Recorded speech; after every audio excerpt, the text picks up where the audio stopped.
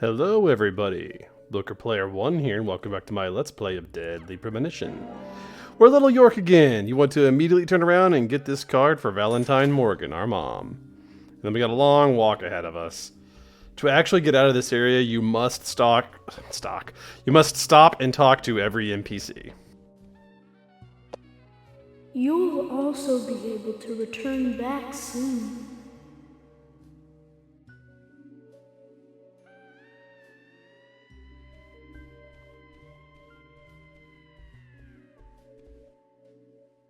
Very soon, you'll be able to go back to where you came from. Ominous.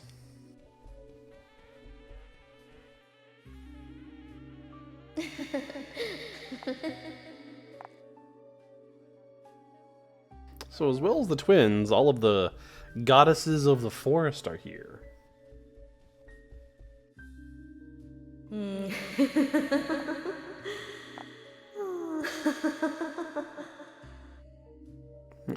As weird and as creepy as this might be, at least they look better than the last time we saw most of them.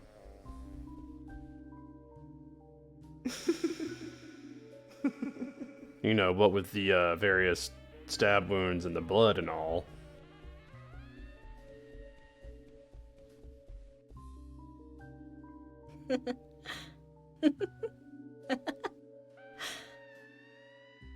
And then after this, we come across Thomas, and his presence here is like the biggest indicator of like, yeah, he was up to no good. I'll play with you a little if you like. As I was saying, he's up to no good, but he's here with all these other people who are essentially victims. Expect no praise. You did nothing but your duty.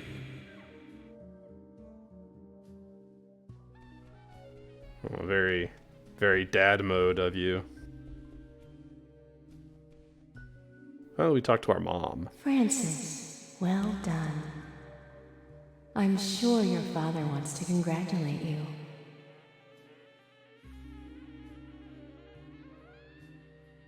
But yes, Thomas is here with everyone else who is essentially a victim.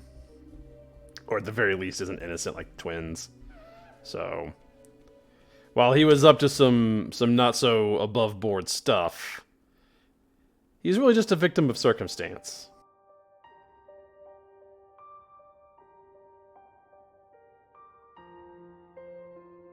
I'm sorry, but I can't allow you to go with your parents yet. There is still something you need to do. Open that envelope. You heard the man. There's not really anything else we can do in here, other than accept this envelope. We can talk to him again, and he repeats himself.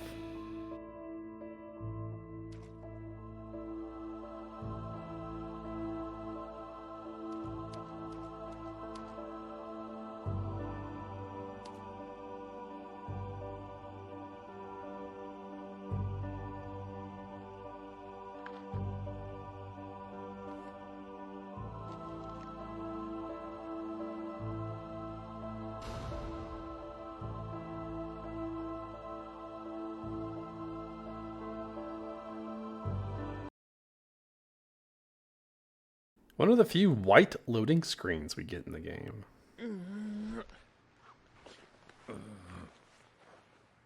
Agent York, finally you're awake. How long have I been out? A whole day, plus 10 hours or so. I wanted to challenge you to a game, but you were asleep. Emily. Which room is Emily in? Emily? What, she hurt too? She hasn't come into the hospital. What? I told Kaysen to bring her here. Kaysen? Kaysen came. He's the one who brought you here. Which reminds me. He asked me to give you this.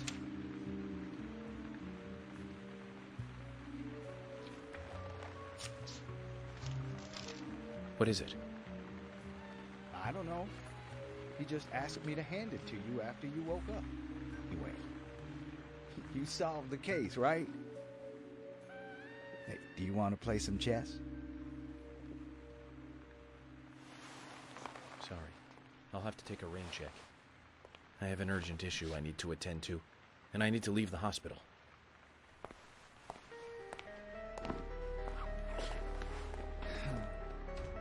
Zach, I have a bad feeling about this. We've gone ahead and switched back into our normal agent suit. As we stated to George earlier, we are a federal agent. We might as well look the part. We'll be prompted to save the game here. Not a terrible idea.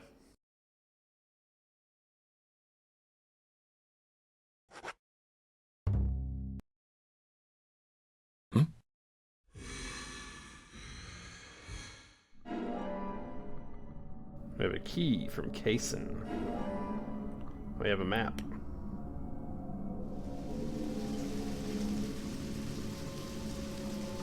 Art. And we also have some more, just some more deadly premonition. Our car is right here, but it is invisible until we get in. Just deadly premonition, everybody. We're gonna take our car, and we need to get to George's house. Also, we're given the infinite car, gas and durability, and we cannot get out of the car. Zach, I'm getting a really bad feeling about all this. I truly believe George was the murderer that we were after, but killing him, of course, does not solve all the murders related to the Red Seeds. I do not know if what Harry said is true at all, but the answer to the mystery of those Red Seeds is here in this town. I'm sure of that. I failed as an FBI agent. I left Emily alone as I slept through an entire day. Zach, I need you to pray with me. Pray that things have not gone too far.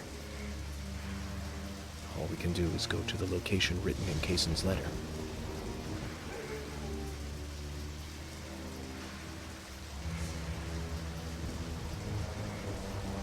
So you notice that it's raining, we got the ominous music, and it also continues to spawn these giant Dobermen.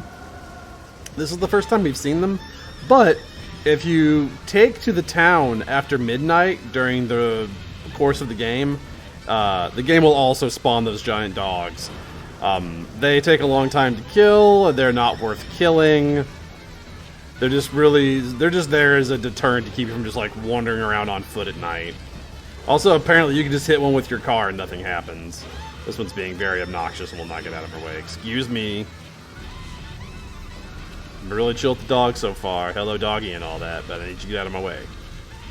It's hero time.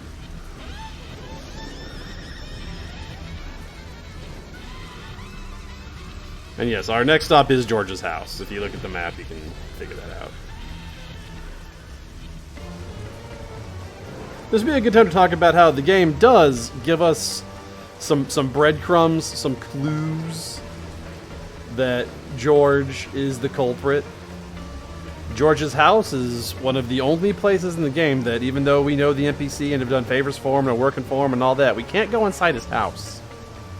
He also has the big red trees out in his front yard, just like the ones we see in the cemetery.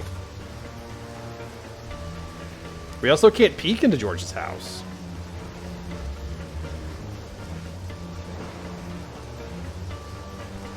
Additionally, you may have noticed this, and if not, I'll show it off at a different time or go back and look for it yourself. Yeah, excuse me, sir, you can't do this quest. This is for York only. Excuse me. Sir? Sir. If you look at the license plate for George's vehicle, it says, "I am the one." George's house? Yeah, George's house. There's a lot of clues, some subtle, some not so subtle, kind of telling us from the get-go who the killer is.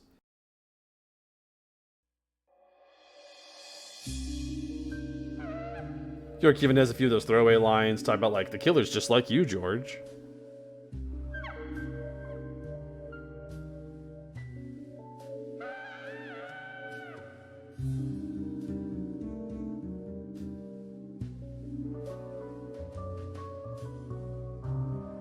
This is most strange, Zach. I thought this story was all over. But at Looks like there's something else before we get to see the ending. I've always liked that in books and movies and such, whenever you can go through it a second time or look back at what happened and be like, aha, you have those aha moments. Like looking back at all the subtle clues I was just talking about, being like, of course it was George. If I'd only been paying attention. Is someone really cook in this kitchen? The health officers would turn pale if they saw that. Yeah, George's house is also just like a complete rundown mess. We have his murder kit here with the wire and everything. The wire he used to bind everybody.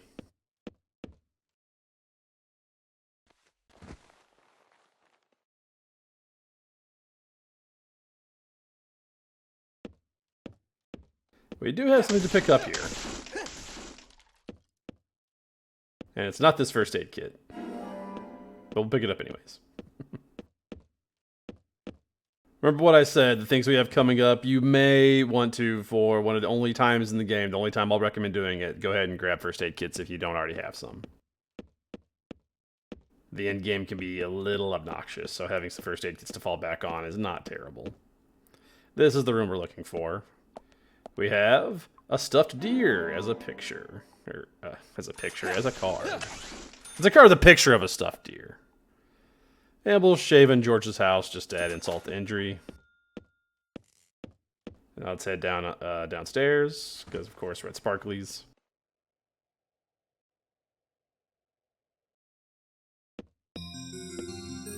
And a push.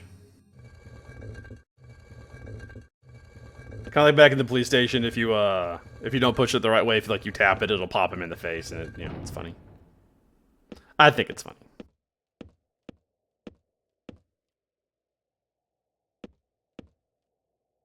And then down here, we have a whole bunch of creepy evidence. We've got the words all over the walls. We have the wall of stalker photos of Emily. There she is in that dress. We only saw her in the dress the one time. Zach, it looks like George really had a thing for Emily.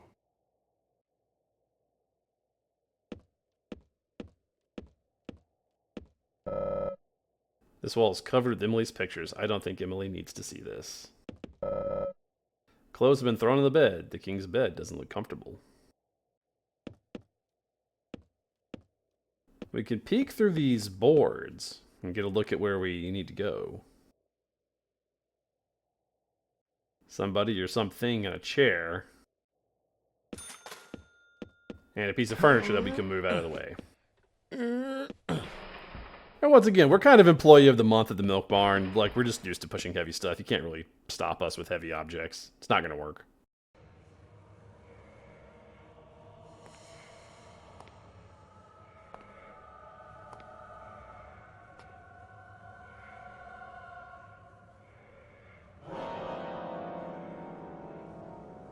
This would be George's sick mother. Meeting the mother is always a bad experience after killing the son.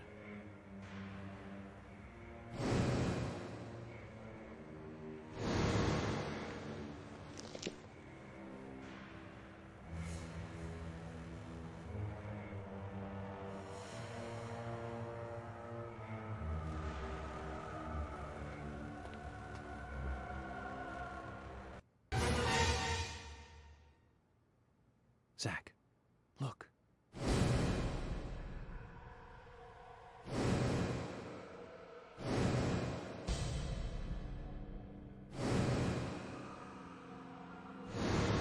That wasn't a reversed peace mark.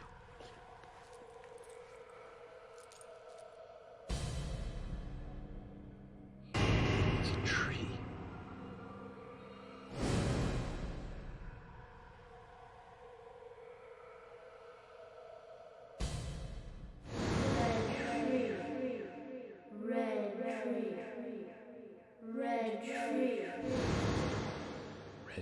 Tree.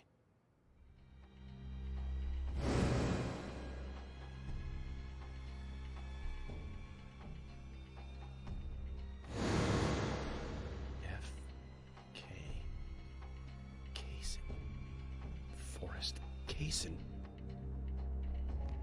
He's the one?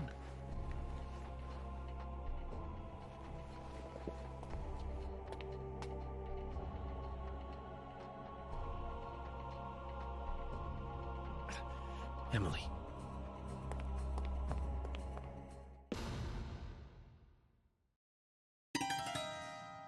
Come to the theater. There the final curtain shall rise. That's kind of one of my only complaints about the characters and narrative of the game is there's this little section of the game here where York just kind of picks up the idiot ball for a little bit, completely forgets about his coffee divination of Kaysen's initials, doesn't put together that Kaysen is carrying around the little plants and the red seeds and all that. There's a lot of very obvious aha moments that York just doesn't pick up on. We're not done yet. We are going to go ahead and save that is the end of the chapter, and we're going to move on to the next one. And go see what Kaysen has waiting for us.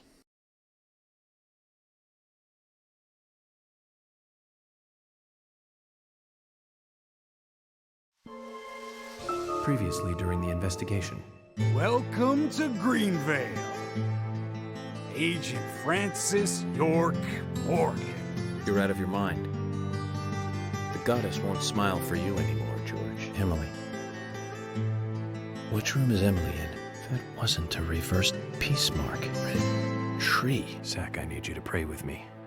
Pray that things have not gone too... And here we get a really interesting sequence. It's a choice that I agree with. I just wish it were better executed. We're in the past, and we're looking at the original Raincoat Killer during the incident that Harry told us about.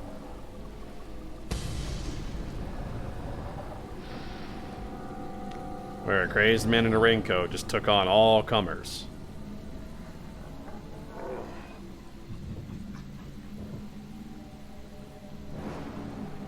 There! Over there!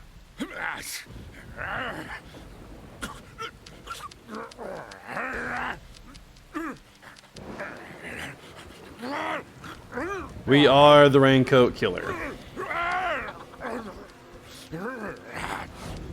You can attack with your axe. It is very slow, but we are real strong. It does not take much to kill these townsfolk. But it's not our guild to wholesale slaughter the town. Our goal is to get to the clock tower. And we gotta do it before all 12 bells. My best advice is if you're trying to do it quickly, is just don't engage in combat. Now while I get my bearings and kind of show this place off, I'm gonna shut up a little bit so we can listen to this song.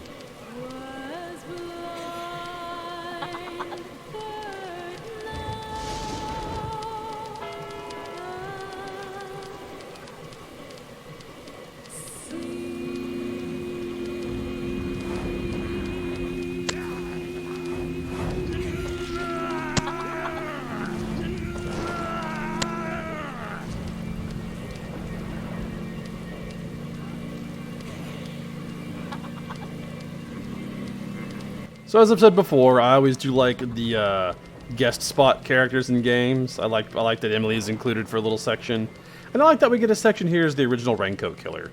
It gives a little more oomph to this particular story beat, letting us actually experience part of it firsthand, as opposed to Harry just telling us about it for 10 minutes. And it is a little cathartic to get to actually be the big scary pursuer guy for a little bit. Even though the combat in this section is kind of whatever. What you want to do is you want to follow this wall. Because this is essentially Greenvale, but just the majority of everything is blocked off by red vines.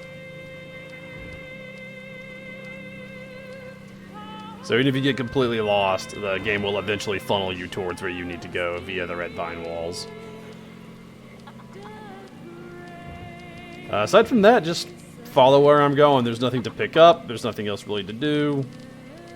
I think, yeah, we have to break that previous fence, I believe. If this is a dead end. It is.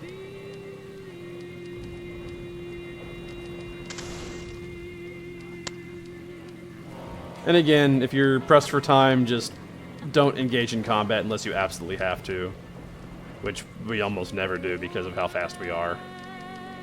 So once again, we're playing a section where our stamina does not come into play. The Raincoat Killer has infinite stamina, much like Emily does.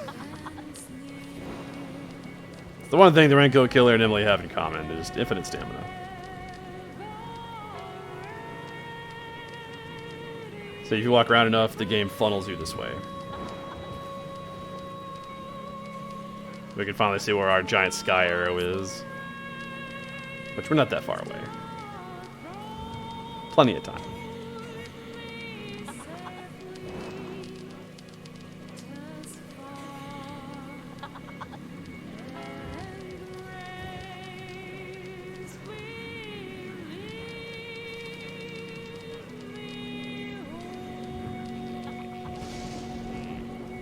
Here the vines are going behind us because we've already made this much progress, so we can't go back from here if we wanted to.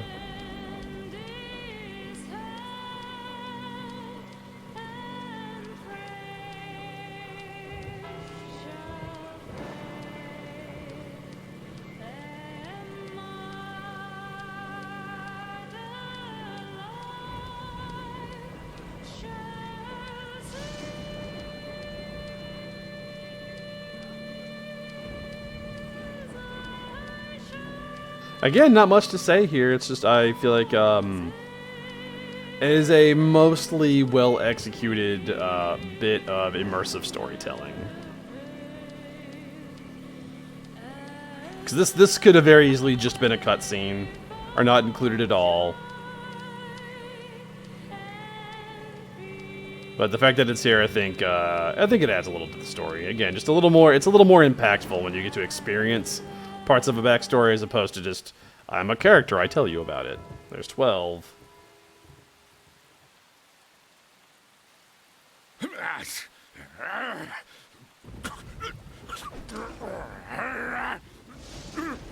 There'll be a group of townsfolk trying to attack us, but we can pretty much just avoid them. If they just super get in your way, then by all means, do what you gotta do. But it's mostly a waste of time.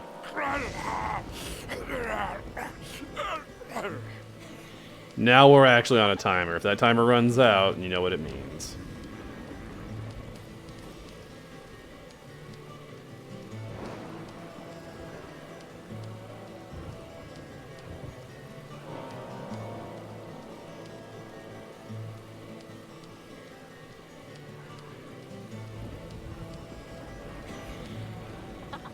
Yeah, we can just kind of sidestep these guys. They don't make much of an effort to stop us.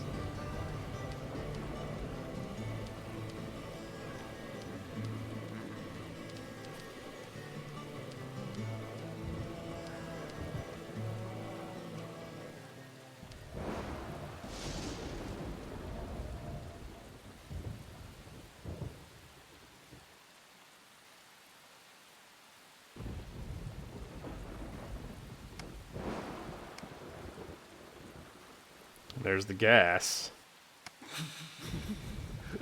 And Kaysen was here. Essentially 50 years ago.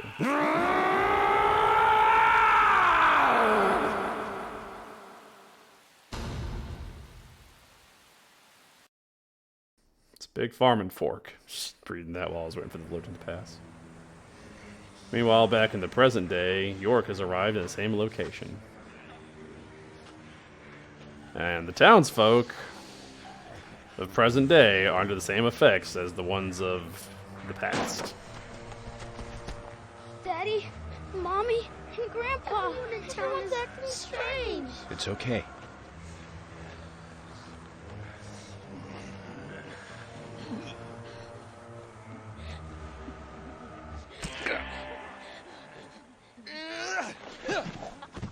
Even the twins.